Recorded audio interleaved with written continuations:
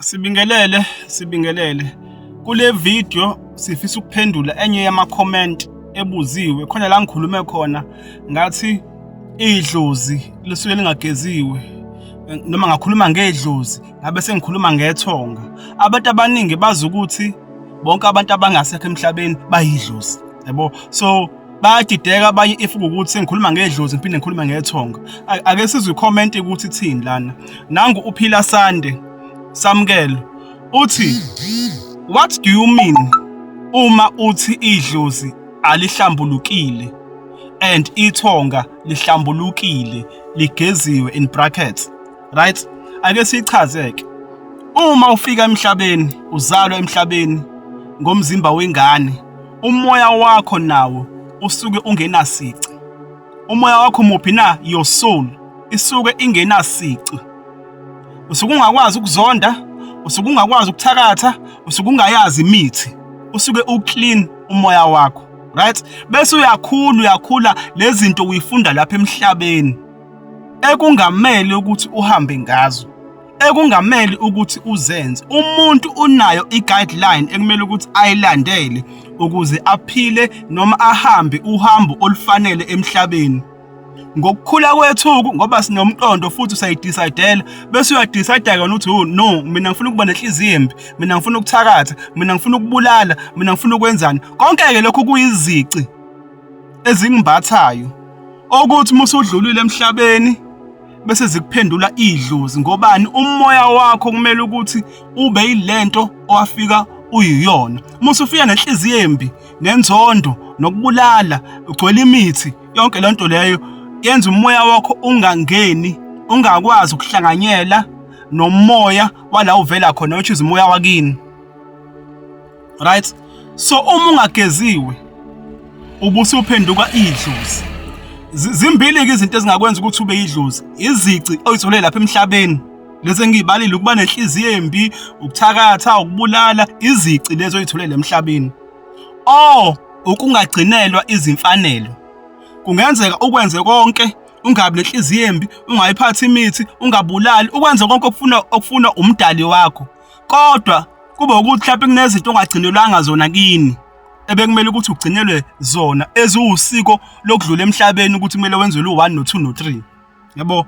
Nalokho kuyakwenza ukuthi umoya wakho ungakhululeki, ungangeni la kumele ukuthi ungene khona, ugcina ususekhaya usuyingilosi, right? So lo muntu ongagcinelwa imfanelo nomuntu onezici ezimvimbile, lo muntu ubizwa ngokuthi idlozi. Noma efika kubantu bakubo ufika ngezidlozana, uyakwazi ukuthi aqedele umsebenzi, uyakwazi ukuthi akufakele usizi, uyakwazi ukuthi akuthathe emhlabeni, uyakwazi ukuthi enze noma yini ngoba uphila ngokukamoya, wena usaphila enyameni, right? Yena usephila ngokukamoya, amandla-ke asemoyeni, right? Lo muntu loyo ufika ngezidlozana, right? And then ithonga umuntu osuke egeziwe izici. Uma ukuthi mhlawumbe kade ephatha isikhwama lemhlabeni, usephuciwe isikhwama, wabe sekwazi ukuthi angene emndenini, wabe sephenduka ithonga, right? Umuntu uma ukuthi bekade enenhliziyo embi, mhlawumbe noma bekade ehamba exabene nabantu bala ekhaya, isiyenziwe inhlambuluko, waphucwa lokho kubi, wabe sekufanele ukuthi angene ezulwini lomndeni. Lo muntu ube sephenduka ithonga. Ithonga ilento ekuthiwa ingilosi, ilento ekuthiwa ingilosi. Ingilosi yasekhaya esuke isikhanyisa ekhaya, esuke silethe inhlanhla nezibusiso, egezekile, engenasici and egcinelwe zonke izimfanelo zayo. Ingilosi-ke leyo, ithonga, yabo.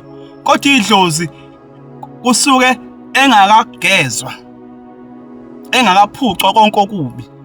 Yonke-ke into yenziwa lapha emhlabeni ukuze abelungu bathi khona izulu elilezulwini. Konke kule emhlabeni izulu, isihogo kule emhlabeni, konke kwenziwa le emhlabeni, kuqedwa le emhlabeni. That's why umuntu odlulile emhlabeni akakwazi ukwenza lutho, akukho ukushintsha ngale. Kudingakalani? Kudingakala basemhlabeni ukuthi benze njani, bazomthathela amacala ngoba izulu nesihogo kule emhlabeni. Yena usuke sephila kwesikamoya, umoya akhetha ukuphila kuwo, ukhetha lapha emhlabeni.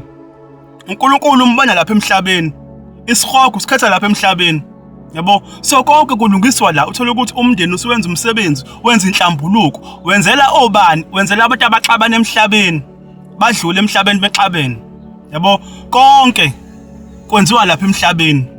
Yabo, ngoba ngisho omunye sefuna ukuthi akhonze mase ephendukile ezikholo, umbatha umuntu lapha emhlabeni ukuthi amkhonzele.